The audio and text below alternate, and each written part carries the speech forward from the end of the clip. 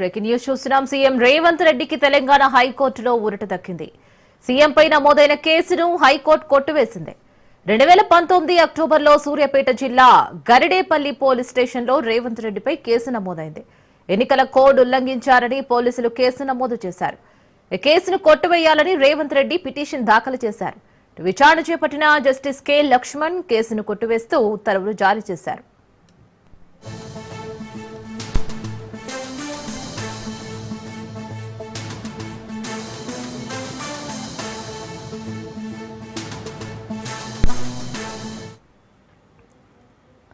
Kamalapur PS లో నమోదైన మరో కేసును కొట్టివేయాలని సీఎం రేవంత్ రెడ్డి పిటిషన్ దాఖలు చేశారు.